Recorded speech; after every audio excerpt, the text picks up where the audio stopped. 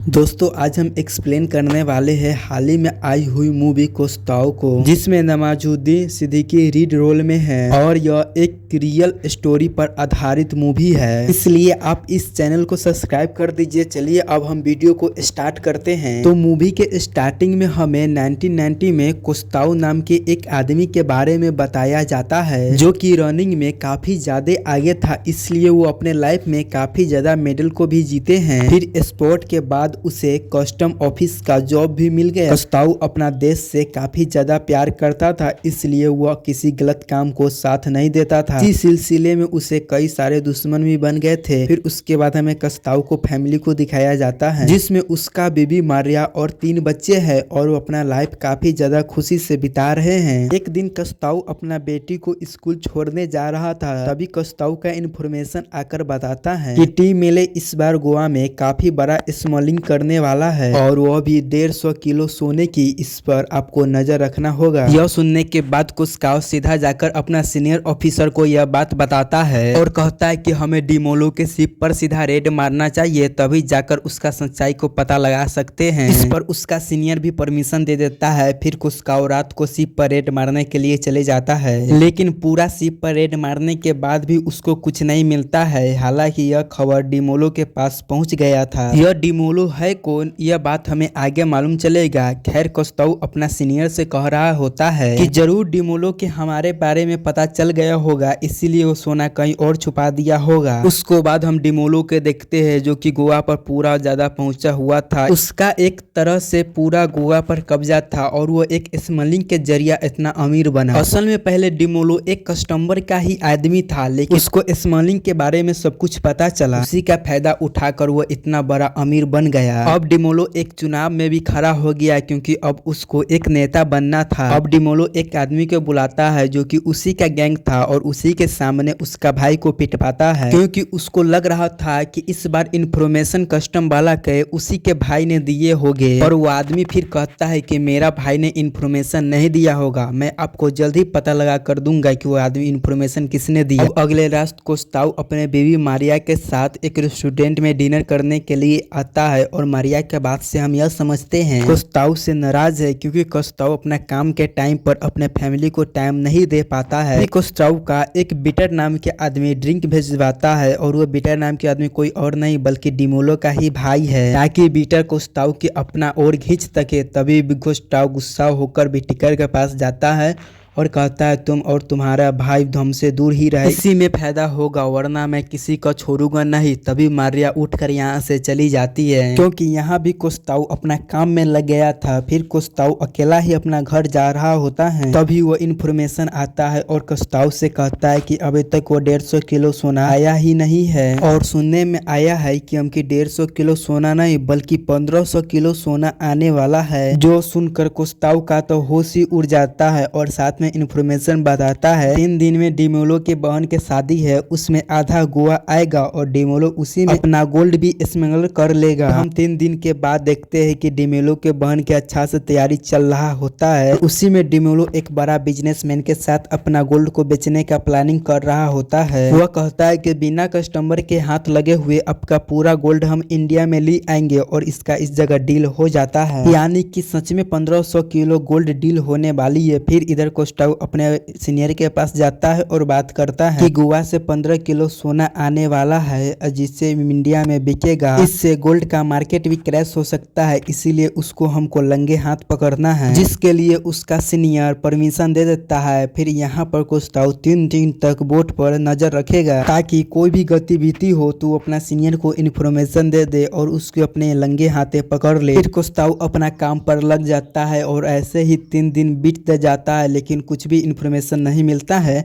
तभी कोस्ताओ एक दिन सो रहा होता है, तभी इन्फॉर्मेशन आकर बताता है कि उधर डिमोलो के बहन के शादी हो रहा है, उधर बीटर गोल्ड स्मगलिंग कर रहा है। फिर कोस्ताओ वहां पर जाता है और बीटर का गाड़ी का वो लॉजिन पीछा करने लग जाता है। फिर यहाँ पर कोस्ताओ और बीटर के बीच में रेस शुरू हो जाता है और जैसे तैसे करके कोस्ताओ उसके गाड़ी में घुस जाता है और हड़बड़ी में गाड़ी एक पेड़ से टकरा जाता है। फिर वहां पर लोकल लोग उस जगह जमा हो जाता है और फिर उस जगह पर कोस्ताओ बीटर को एक चाकू से हमला करता है। फिर कोस्ताव बहुत ही ज्यादा घायल हो जाता है और कोस्ताव जब अपने आप को बचाने की कोशिश करता है तो वही चाकू पीटर को गले में घुस जाता है और उसको उसी जगह मौत हो जाता है, जिसे देखकर लोकल लोग हैरान हो जाता है। तभी कोस्ताव सभी से कहता है कि मैं कस्टम वाला हूँ और वो गाड़ी के डिक्की को खोल कर देखता है तो उसमें बहुत सारे सोना होता है। तभी वो देखता है डिमोलो के आदमी के आते हुए, तभी वो अपने जान को बचाते हुए वहां से भागने लग जाता है। जिसके बाद कोस्ताव को ढूंढने का सिलसिला चालू हो जाता है, क्योंकि कोस्ताव एक आदमी को मर्डर कर दिया था, इसीलिए पुलिस वाला उसको खोजने लग जाते हैं। फिर डिमेलो भी अपना भाई का बदला लेना चाहता था, इसीलिए वो अपना आदमी को पूरा गोवा में फैला दिया था कोस्ताव को खोजने के लिए। फिर इधर कस्टम वाला आकर पीटर को गाड़ी को चेक करने लग जाता है ताकि उसे कुछ पक्का सबूत मिल जाए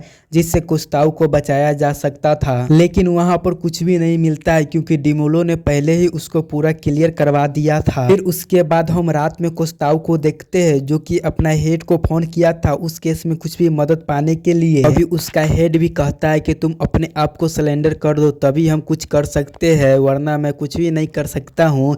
तभी कोस्ताव को समझ नहीं आता कि अब वो क्या करे। फिर कोस्ताव दूसरे थाने में जाकर अपने आप को सरेंडर कर देता है। फिर उसको जब डॉक्टर के चेक इन के लिए जाता है तो उसको डॉक्टर के भेष में कुछ गुंडे आते हैं। कोस्ताव यहाँ पर जख्मी तो था, लेकिन यह इसी हालत में सभी गुंडे पर वो अकेला ही भारी पड़ रहा था। फिर उसके बाद यहाँ पर पुलिस आ जाता है और वो गुंडे पुलिस को देखकर यहाँ से भाग जाते हैं। उसके बाद कोस्ताव के उसी एरिया के थाने में भेज दिया जाता है और उसके बाद कोस्ताव को बेल ग्रांट दे दिया जाता है। फिर इधर गोवा का इलेक्शन निकलता है जिसमें डिमेलो जीत गया होता है। फिर इधर कोस्ताव के फैमिली को कस्टम से सिक्योरिटी मिला था, उसी में रहना पड़ रहा था, जहाँ से बच्चों को स्कूल में पहुँचाना बहुत ही ज्यादा दूर पड़ रहा था। फिर यह फैमिली अपना कपड़ा को सही कर रहा था, तभी उस जगह कोस्ताव और मैरी का झगड़ा होने लग जाता है। इसमें मारिया के कहना था न तुम आज उस गुंडे से झगड़ा लेते न आज हमें यह दिन देखना पड़ता। फिर उसके बाद डिमेलो कहता है कि उस कोस्ताव का बेल मिल चुका है और उसको ऊपर मेरे को सीबीआई को बैठाना है, क्योंकि अब मैं उसे मार नहीं सकता हूँ, नहीं तो लोग मेरे ऊपर ही उंगली उठाएंगे। इसके बाद कोस्ताव के ऊपर सीबीआई जांच बैठ जाता है और उसके बाद एक नया ऑफिसर हैंडल करता है। तो देखने में ही कुछ गड़बड़ लग रहा था और वो आते हुए कहता है कि तुम्हें रोज यहाँ पर आना पड़ेगा जब तक तुम्हारा पूरा जांच खत्म नहीं हो जाता है। फिर एक पुलिस ऑफिसर कोस्ताव के साथ लेते हुए उस सीबीआई ऑफिसर समीर को पूरा बात समझाता है। सीबीआई कहता है कि कोस्ताव के पूरा दाव पेच आता है, इसीलिए वो दिमाग पीटर का खून किया है और उसको कोई भी बचा नहीं सकता है। जिसके बाद पुलिस अफसर भी सुन जाता है कि यह कोस्ताव को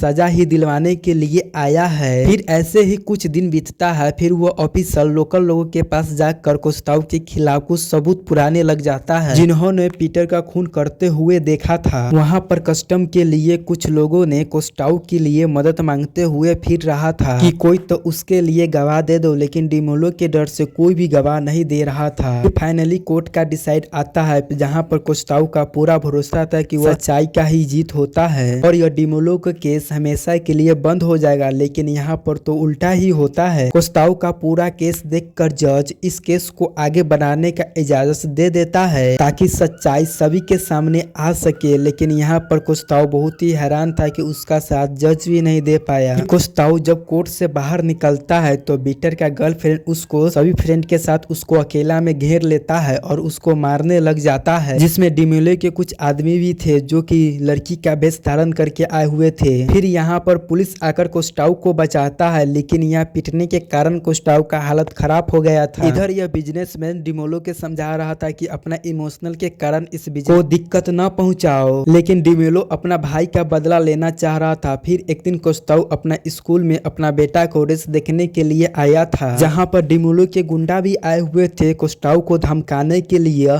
यह देखकर प्रिंसिपल कोस्ताव को ऑफिस में बुलाता है कि आप यहाँ मत आइए क्योंकि आपको पीछे पीछे गुंडे भी आते हैं और एक तरह से कोस्ताव को बाहर निकलना भी दिक्कत हो गया। फिर उसके बाद कोस्ताव अपना बेबी और बच्चे को घर चलने के लिए कहता है। तभी मारिया कहता है मैं बस से आ जाऊंगा, तुम यहाँ से चले जाओ। तब कोस्ताव वहाँ से चले जाता है। फिर मारिया के कुछ गुंडा आता है और उसको लेटर देकर वहाँ से चले जाता है। फिर अगले दिन मारिया उस लेटर को लेकर सीबीआई ऑफिसर समीर को दिखाते हैं, जिसमें लिखा हुआ था कि तुम्हारे पति का बदला मैं दिल से निभाऊंगा। फिर समीर कहता है कि हो सकता है कि यह लेटर तुम्हारा बच्चा भी लिखा हो और तुम हमें यहाँ पर गुमराह कर रहे हो और समीर मारिया के साथ बदतमीजी भी करता है। फिर मारिया समझ जाता है कि समीर उसका कोई भी मदद नहीं करेगा और यह बात जब कोस्ताऊ के बताएगा तो भी बहुत ज्यादा भड़क जाएगा। फिर कोस्ताऊ जब घर पे आता है तो उसके साथ मारिया को किसी एक बात पर लेकर उसके साथ झड़प हो जाता है, जिसके बाद यह दोनों के आपस में बातचीत करना बंद हो गया था। फिर उसके बाद कोस्ताऊ अपना केस हाई कोर्ट में अपील कर देता है। कोस्ताऊ डिमोलो से मिलता है और डिमोलो धमकी देता है, अगर तुम यहाँ से बच गया तो मैं तुझे छोड़ूंगा नहीं। फिर कोस्ताऊ कहता है कि मैं सच के साथ नहीं छोड़ने वाला हूँ, तुम्हारा जो मर्जी है वो कर लो। अगले दिन कोर्ट का हेयरिंग होता है जहाँ पर पूरा सबूत के हिसाब से जज सुनाता है कि कोस्ताऊ ने बीटर का मर्डर किया है, इसीलिए ट्राई कंटिन्यू रहेगा कि जब तक यह मामला पूरा न हो जाए। यह बात सुनकर कोस्ताऊ बहुत ही ज्यादा निराश हो जाता है क्योंकि उससे लगा था कि इस बार यह केस क्लोज हो जाएगा। फिर हमको पता चलता है कि कोस्ताऊ के ऊपर भले ही केस लगा हुआ है लेकिन उसको इस नौकरी से नहीं निकाला जा सकता है क्योंकि कोस्ताऊ एक ईमानदार ऑफिसर था, क्योंकि भले उसको डेस्क बोर्ड का ही काम मिलता था। फिर उसका सीनियर आकर उससे कहता है कि तुम्हें बम्बई चले जाना चाहिए ताकि डिमोलो तुम्हें परेशान न करे। फिर कोस्ताऊ अपना सीनियर को बात मानकर ट्रांसफर ले लेता है और यह बात जब मारिया को बताता है अब मारिया उसे मना कर देता है कि मेरा सारा रिलेटिव यहाँ ही रहता है और मैं उन्हें छोड़कर बम्बई नहीं जाऊंगा। जिसके बाद कोस्ताऊ अकेला ही चले जाता है और उसका जिंदगी का कुछ साल ऐसे ही बीत जाता है इसी केस का सिलसिला में। हालांकि वो सुप्रीम कोर्ट में भी अपील कर दिया था ताकि उसे किसी भी तरीका से मदद मिले, लेकिन यहाँ पर कोस्ताऊ का दोस्त भी किसी न किसी तरीका से उसका मदद कर रहे थे। कोस्ताऊ पर गोवा के सीनियर का कॉल आता है कि सबूत के नाम पर वह सीबीआई उस इंफॉर्मेशन का नाम जानना चाहते हैं जिसने कोस्ताऊ का उस गोल्ड का टिप दी थी। यह सुनकर कोस्ताऊ साफ मना कर देता है कि अगर वह फाइल खोली तो डिमोलो कोस्ताऊ के साथ साथ उसका पूरा फैमिली को ही मार डालेगा। फिर उसका सीनियर कहता है अगर इंफॉर्मेशन का नाम मालूम चलेगा तभी तुम्हारा पक्ष मजबूत हो जाएगा, लेकिन कोस्ताऊ नहीं मानता है। फिर कुछ दिनों के बाद कोर्ट का हियरिंग का दिन आता है जहाँ डिमोलो का वकील कोस्ताऊ के ऊपर सारा एलिगेशन लगा देता है कैसे उसने उसका भाई को मारा। फिर कोस्ताऊ का वकील भी अपना पूरा जी जान लगा देता है। फिर हियरिंग ऐसे ही चलता रहता है। फिर बाद में हमें मालूम चलता है कि कोस्ताऊ आगे की हियरिंग में जाना ही बंद कर दिया था क्योंकि अब उसको कोर्ट पे और सिस्टम से पूरा भरोसा ही उठ गया था, क्योंकि वो अपना जिंदगी का 8 साल इन्हीं कोर्ट का चक्कर लगाते लगाते बर्बाद कर दिए थे। फिर उसके बाद सुप्रीम कोर्ट का फाइनल डिसीजन आता है जहाँ पर कोस्ताऊ नहीं जाता है और हम देखते हैं कि सारे कोर्टों और गवाह के सबूत में कोर्ट यह सुनाते हैं कि कोस्ताऊ ने जो भी कुछ किया वो अपने ड्यूटी के टाइम पर किया, क्योंकि वह सच में स्मगलिंग के काम को रोकने के काम किया करता था, इसीलिए कोर्ट ने उसका पूरा एलिगेशन हटा देता है। फिर यह बात जैसे ही कोस्ताऊ को मालूम चलता है तो उसको जान में जान आ जाता है